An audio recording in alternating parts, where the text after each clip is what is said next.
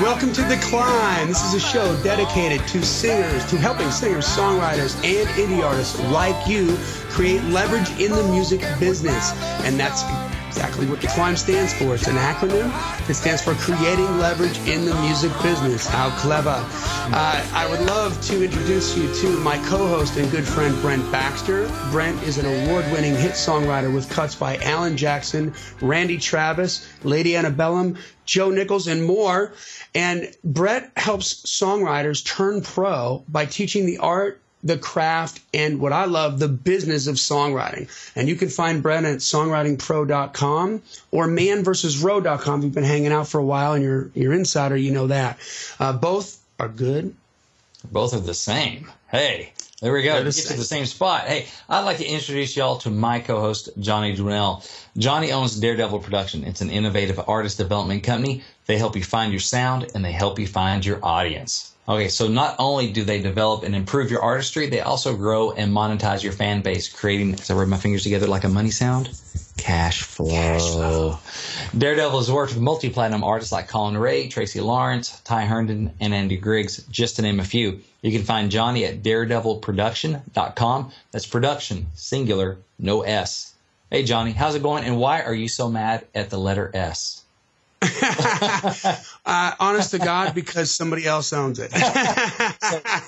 Singular, no S. You're going the wrong place if you go there. And I don't think it's a site. I think it's just a URL that they owned, and I wanted that, but it wasn't worth what they wanted to pay for it. So I thought, there's always a way around the system, right? There we go.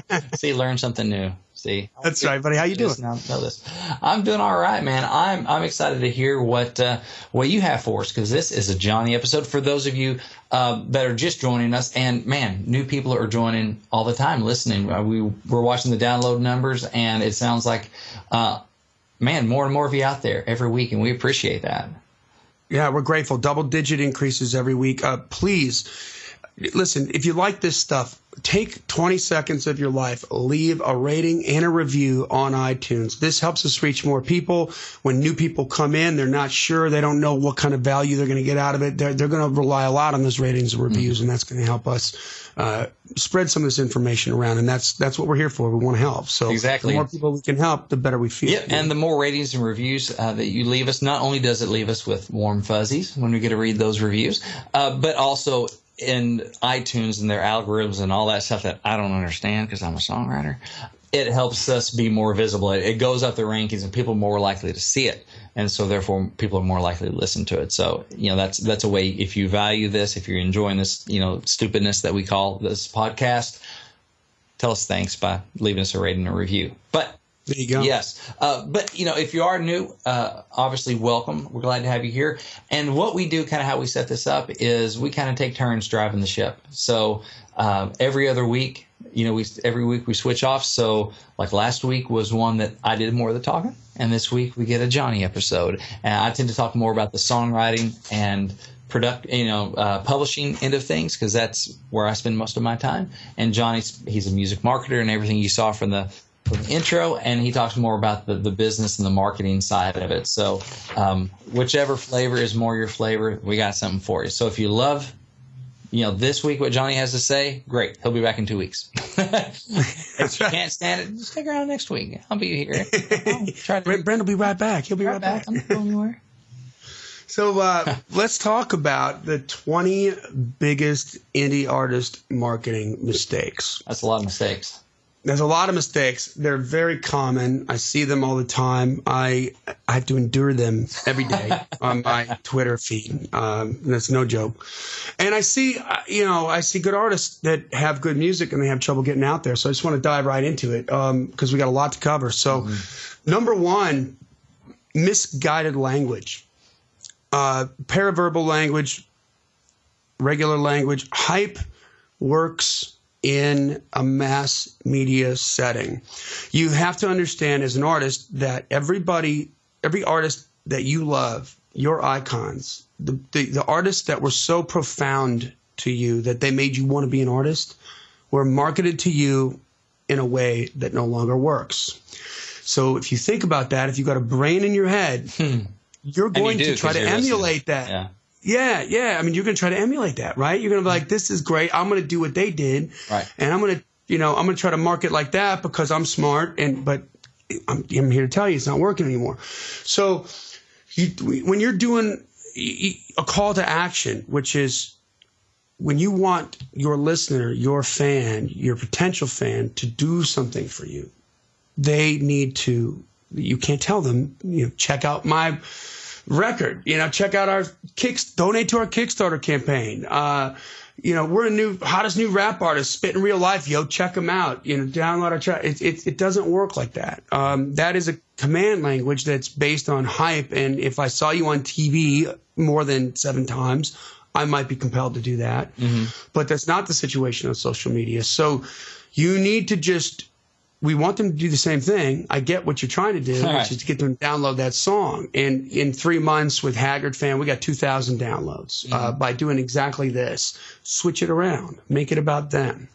Wow. Thank you so much for the follows. #grateful. Mm-hmm. It's time for me to do something for you. Here's a free download.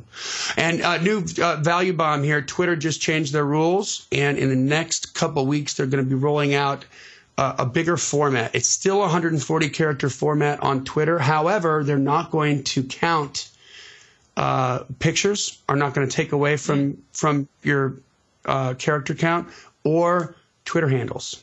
Oh, that's so you have a long Twitter handle, short Twitter handle, multiple Twitter handles. You still get 140 characters to say what you want to say. That's the bottom line. So that's really cool. So you've got time to really kind of spell that out and say that. So just make sure that you're being grateful, that you're coming from a grateful place and saying, "Wow, hey, you're really cool. You know what? I love that you said that. Here's a free download," and you're going to get a much greater increase of conversions than you will by just telling them what to do. Okay, because it's a form of hype. Cool. Yeah, man, I see that stuff in my Twitter stream too. Constantly. Hey, right? check this out. Hey, listen to my stuff. I'm busy, dude. Yeah, I'm busy. What? Who are you? Yeah. I got friends stuff I can listen to. That I have a hard time making time for, and I want to listen to their stuff because they're my buddies. So at least if you treat me like a friend, I have a better chance of listening to your stuff. Mind your language, right? Right. Number 2. And this is, I don't get this, but I'm going to give you some perspective on this because this blows my mind. Paying for discovery.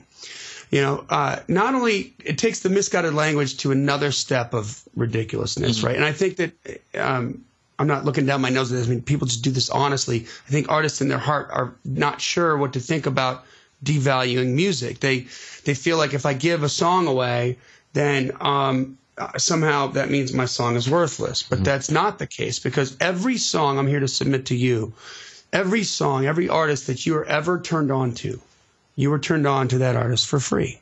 Mm-hmm. You heard him on the radio. Free. You saw it on MTV, free. You saw it on VH1, free. Your buddy bought the record and said, "Hey, Johnny, come here. Check it. Hey, Brent, man, have you heard these new guys? Have you heard Bailey James? Yeah. She's crazy cool, man." And you got turned on that way. Or you went to you paid money to go to a show that you love with an artist that you love in your heart, and you were blown away by the opening act if you made it early. Mm-hmm. But that is intentional. That is, for all intents and purposes, free. Your value was in the headliner. You didn't care whether you saw it or not. So sending somebody to iTunes to pay 99 cents to download and find out if you suck or not is not going to happen. Not going to happen. You're never going to get results there. Or if you do, it's not enough to build a business plan around. Maybe you can get 1 or 2 or 3, but it's not enough. You never paid to discover. So make sure that you're being real. Give the song away. Mm-hmm. Give the song away. Let them hear you. Let them experience you. And you're really you need to be figuring out, how can I get them to listen to this more than 8 times? Because that's not a random number. That's a bunch of podcasts I've been listening to. 8's the number. You got to hear something 8 times before it sinks into your brain that you need to listen to it. Wow. Think about that statement. That's where frequency in marketing is so important. That's why radio is so effective. I know, and it's hard for guys like me to think about, because being a songwriter, the first time I hear a song, I'm paying attention. I'm picking it apart. Most people don't listen that way. You have to remember, most people don't listen like we listen. We're songwriters. We're artists. We're more tuned in to that stuff than the average bear. Yeah, when I open up the hood of a car and I look at an engine, I'm thinking that's where I put the oil in right there, because that's what needs to happen. But if you're a mechanic, you're like, oh, that's a beauty, or oh, what a piece of crap. Like, you're making judgments on it because you're intelligent, and you've got an education on that, and you've got a perspective, right? You know, but I don't. What do you see in there? I see a lot of stuff. You ask a mechanic what he sees in there, and he can tell you exactly what's in there. I see some chrome headers on there. I see a. Yeah. Yeah, exactly. So number 3, likes and follows are strong connections. This is a big mistake. Okay. Likes and follows on any social media platform are a weak connection. Right. They are a handshake at a party with 1,000 people at best. This is not something that this is not a relationship. This is the beginning to a relationship. Something else has to happen. So imagine, put yourself in that. I'm going to tell you a story. Put yourself in a cocktail party. You're at a cocktail party. You walk up and, hey, how you doing, man? My name's Johnny D. Hey, how you doing? Hey, I'm Brent. Yeah, great, man. Here's my CD, dude. You're going to love it. And you're like, thanks. That'll be $10. I'm sorry, no. That doesn't work. Here I go. You know? Just set your cocktail on this. I'm gonna. That doesn't work. And going back to number 2, like with the paying to discover, it's kind of in the same kind of realm there, but it's a different show. I mean, imagine any infomercial if you turn it on when you're late at night and you can't sleep, and you see the infomercial, and they start the infomercial with, "We've got the most incredible product. It's $19.99. Pay us now, and then we're going to tell you what it is." You know, right? Now, right? That's not going to happen. And so the same thing with it. You know, you've got to build a relationship. So likes and follows, not strong relationships. You've got to deepen from there. It's like, it's not love. That's right. It's but it's an in. Yeah. It's a potential in, and even only some of those are going to convert. Right. It's a numbers game. It's a door opener, not a deal closer. That's right. That's right. So number 4, selling. You can't be selling all the time on social media. There are times to do it, but it should be infrequent at best. If you read a great value bomb here, Gary Vaynerchuk's jab, jab, jab, right hook, the significance of that title is content that's valuable to them. So you give. Jab. Give. Content that's valuable to them. Give. Content that's valuable to them. Give. Then right hook. Which is the sale, the ask. To do something. Right. And the sale doesn't have to be asking for money. It could be asking to go to your Squeeze page to download the song for free. It could be asking to go to your YouTube channel to see a new song. But it's about, the most that you want to do is every 4th single. And that is, when I say selling, it's just not asking for money. It's essentially a call to action, a CTA. How many times is it okay to ask them to do something for you? Right.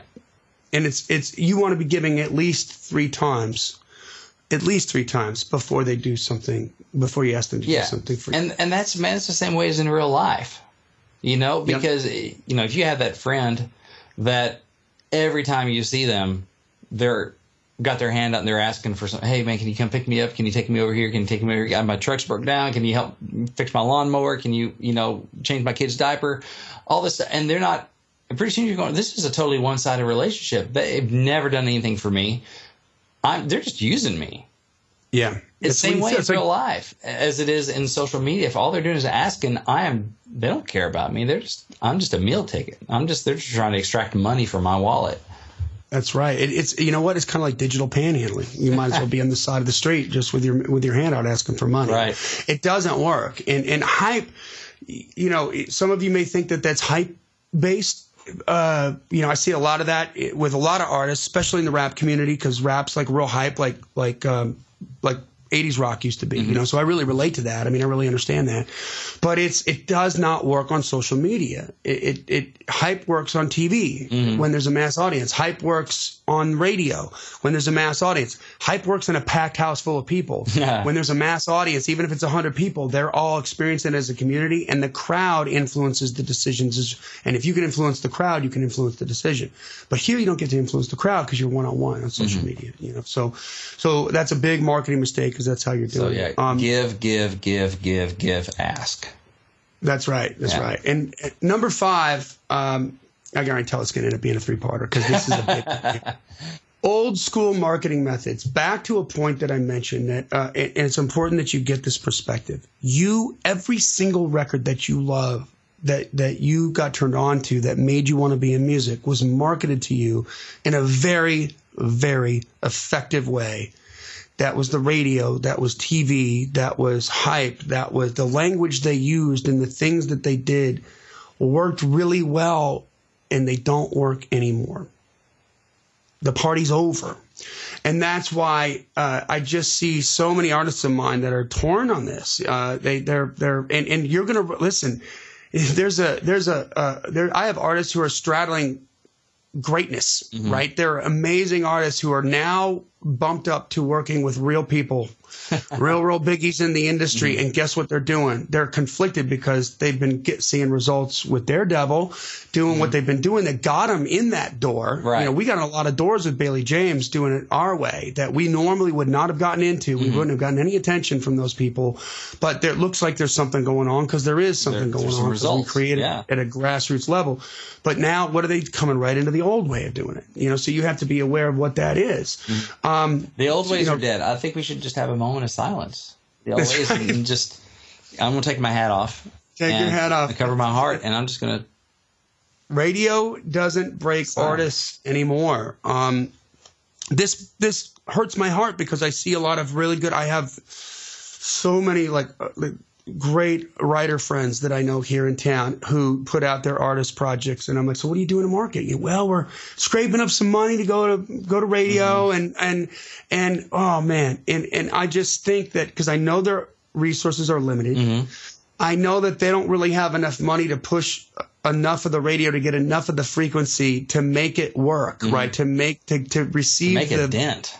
To make a dent, that they're throwing good money after bad, and then here's the killer: is that even if they had $500,000 to do it, they're a brand new artist. $500,000 doesn't mean you're going to get in the top 50. And what does the top 50 mean anymore? Right. Because if it's new, I mean, they don't have to listen to you. You know, radio used to have the power to make the unfamiliar familiar. Because there's one thing, and Brent, you and I have had this conversation 100 times. What do you want to hear when you get in the car? This is, by the way, he's got an answer. He knows what it is. But it's the same thing that you want to hear. It's the same thing that every consumer wants to hear. It's not a specific genre or a specific artist, but the one thing everybody wants to hear when they turn on the radio is what? My jam. Your song, something you're familiar with. You're feeling something, and I got the perfect song to go along with how I'm feeling. Whether it's heartbreak, I'm in a party mode, I'm ready. I just got out of a fight. Like, it's already in your memory bank. You already know it, and you're waiting. Hear that. So when you were trying to listen to the radio to spin your jam, you were forced to listen to this new crazy young buck named Tim McGraw. Who's this guy? Right. You know, this new girl that's got a song named Tim McGraw, Taylor Swift. She's who? What is this? What? Who? She'll never amount to anything. You know. Yeah. What is it? Where's my Tim McGraw? I want to hear Tim McGraw now. Right. You know, this new band AC/DC, they came out with this song. They sound kind of cool, but I don't know. I want to hear the Beatles. Like, it's everybody had their brand new song, and they got spun enough, and they got listened to enough because you had to listen. To get into your head. That's how the dent works. And I submit to you, there's always exceptions to the rule, but there in rock and pop right now, there are no new artists. And what I mean by a new artist, an artist that's got their debut single that on the radio in the last 5 years to 7 years that broke on the radio. Wow. They broke somewhere else. They broke on American Idol. They broke on The Voice. They were the script. They got that killer song placement of all song placements at the beginning of Grey's Anatomy. You know, How to Save a Life. I mean, they something else happened that made them so popular that radio had to put them on. That's what brought them into the top 40. Now, country music radio, as we speak now, still breaking new artists, but those days are numbered. Listen, the country music fan base is just they're not early adopters. You know, up until a couple of years ago, 87% of country music records were still CDs. They hardly were doing downloads, but that's drastically changed. And believe me, all the people listening to country music are all going to have aux cables and smartphones in their car in the next 12 to 24 months. And they're not going to need to listen to any new songs. Right. Like they've got what they got. So that's a huge thing. So make sure you're paying attention, and you can spend your money. How can you spend your money? How can you reach more people? How can you get there? Radio just isn't going to be, it's going to be a factor in once you get past a certain point, but it's not going to be what breaks you. And that's how every artist has ever broken to you. So you got to make that understand. You got to make that decision. So it's kind of like, if you've ever seen like the space shuttle taking off, you got the big rockets on it. And you have like the stage 1 rocket, that gets you off the ground, gets you way up there, and then what is it? It falls off, right? And then the next rocket fires and gets you higher into orbit. So radio is like the second or third rocket.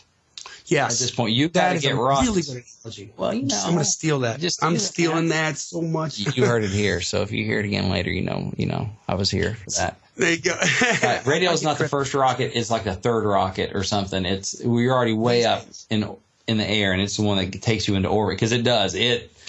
Once you already got a fire going, and radio is fuel on that fire that really makes it explode. And by the way, P1 radio stations, that's the big market radio stations, they don't care who you are or how good your song is. Like if you're not in Billboard's top 40, which is based on sales, you're not getting it. You're not going to get on the radio.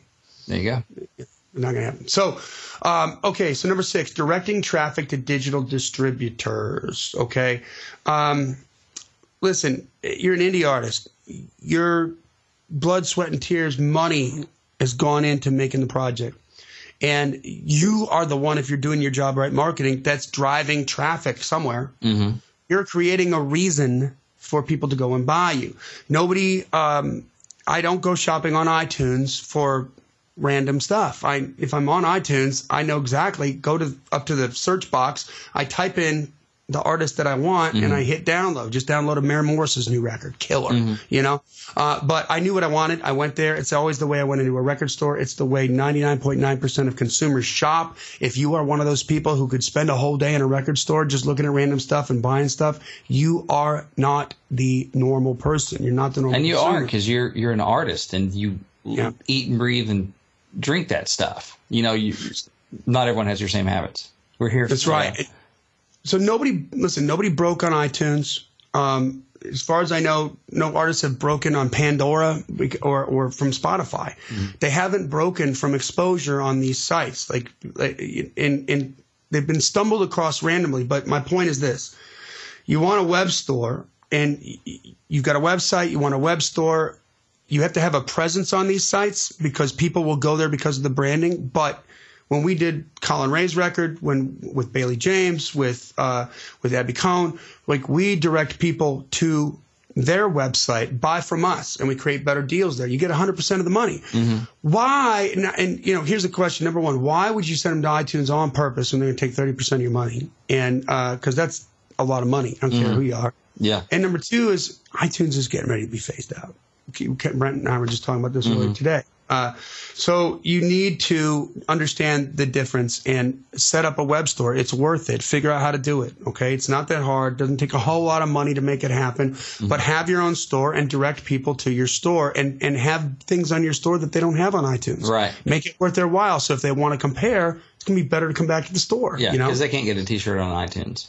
That's right. They can't get a poster. They can't get the whatever wristband. And I don't think, I might be wrong. It doesn't matter because iTunes is going away anyway. But you can control the marketing better on, and we'll talk more about that in another episode. But you can control the marketing better on your store, and certainly you can get more money, which brings us conveniently into number 7, which is our last point for this episode, which is bundling on artist web stores. So number 1, most of you don't have a web store, which is a problem. Okay, and I get it.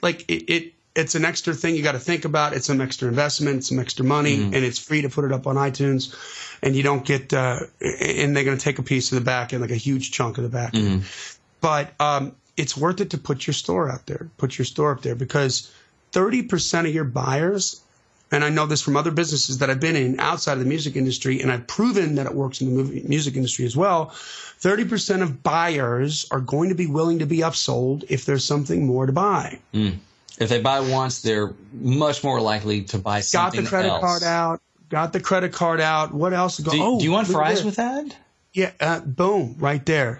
Yeah. Do you want Absolute or Grey Goose vodka? That's called an upsell. And it takes a certain kind of person to say, no, give me the rail. crap, rock gut vodka, you know. Right. So that it's a very big psychological fact. If you're not the person that behaves that way, again, you're actually, in this case, you're in the majority. 70% of people are not impulsive like that, but 30% are, and you want to cater to them. So having a bundle with a T-shirt, a wristband, the CD, the whatever widgets that you're throwing in there, make sure they're all together and give them an incredible discount on it. Mm-hmm. Because the bottom line is, as long as you're making money on each one of those products, you're making money. And if you can turn a $10 sale into a $40 or $50 sale 30% of the time, mm-hmm. that's astounding. Like that, you would be amazed. We did the Colin Ray record, the Glenn Campbell tribute record that he did, and we set up a store and drove everybody there first. 45% of the people still went to iTunes, mm-hmm. because even though we didn't tell them to go there, because the branding was so good. Now, this is, by the way, 2013, which is the dark ages now compared to, I mean, it's so long ago already, right? When it comes to the evolution of what's happening in mm-hmm. the music industry. But, man, the people that went to the store, like, it was, Brent, it was like 29.976% of the revenue we took came from bundles. Like, wow. I mean, it was right on the money. I was astounded by that. So it still works. So that brings us to the end of this episode. So just to recap, the first 7, we've got number 1, misguided language. Make sure it's about them, not about you. Hype doesn't work. Number 2, paying for discovery. You've never paid to discover any of your favorite artists. Don't believe that your potential fans are going to pay to see you or pay to find out if you stink or not. Mm-hmm. Let them experience the music and let the music do the talking. Maybe you're not going to make a bunch of money on the first record, but you can make money on T-shirts and subscriptions and everything else. Mm-hmm. Number 3, likes and follows are not strong connections. They're very weak, so you can't bank on that. That's a starting point. That's it. Number 4, selling. You've got to give before you can receive. Mm-hmm. So, you want to give something valuable in the form of content before you ask them to do something for you, which is download my single, mm-hmm. Go to YouTube. Number 5, old school marketing methods. Radio is dead to you. It is. By the time you get your act together and get this out there, radio's really, really, really going to be dead. And it just doesn't have it has the power to become an echo chamber and blow you up to the next level, but it has lost the power to break you. So it's, as Brent so eloquently put, it's not the first rocket to get you off the ground, off the launching pad. It's like the second rocket after you've broken you're up way up in the stratosphere. Yeah, when you're up in the stratosphere and you've really almost got past the gravitational pull of the Earth, man, that's where that rocket mm-hmm. comes in. Number 6 is directing traffic to digital distributors. You're doing all the work. You're creating all the interest. The only reason they're clicking through is because you've done something right. Don't give 30% of your money to iTunes if you don't have to. Spend a couple extra bucks and get a web store to get a store up. And that you get 100% of the money there. And guess what else you get? You get the email address. You get the contact information. Money's in the list, man. And you want to keep that. And then finally for this episode, which is turned into a 3-parter, it looks like, zero bundling on an artist web store. You want to put bundles together. 30% of your buyers will be willing to be upsold. Once they got their credit card out, they're going to buy some more stuff. And by the way, bundling, another real good reason to buy from you and not from iTunes, because I can get all this stuff at a discount for if I go here, so why not go here? And why wouldn't you tell your fans that? Hey, man, you can get it wherever you want, but if you go to my store, you get it cheaper. Mm-hmm. Get it less expensive because you still make more money, you know? Yeah. If you gave them 20% off on the deal, you'd make more money than you would from iTunes. Yeah, you still make 10% more. Yeah. So something to think about there, just some value bombs. But that brings us to the end of this episode, which is the 20 biggest indie artist marketing mistakes, right? There we go. So, hey, Johnny, I mean, a lot of good information, and so definitely I think people want to come back for the next one. But if they want a little more Johnny, before you come back in 2 weeks, after they have to suffer through another Brent episode, you have something that can help them get through this desert of Johnny-lessness. I do. You know, it's a free Twitter book. It is if you're just trying to discover Twitter and get good at it and find out, you know, kind of how it works and in a one-on-one kind of a thing, it's go to giftfromjohnny.com, giftfromjohnny, JOHNNY.com, and download the free book. It's more than 60 pages, and it takes you on a tour through the platform, the do's and don'ts, and we teach you how to find your audience, how to target your audience, how to find your audience, and how to grow that audience by at least 1,000 accounts every single month. And I'm talking 15 minutes a day of your time. Mm-hmm. That's a good deal. I mean, and no charge. Just go there, go to the site, tell us where to send it, and we'll get it straight away to you, okay? So that brings us to the end of another episode of The Climb. Keep on climbing. We'll see you next time.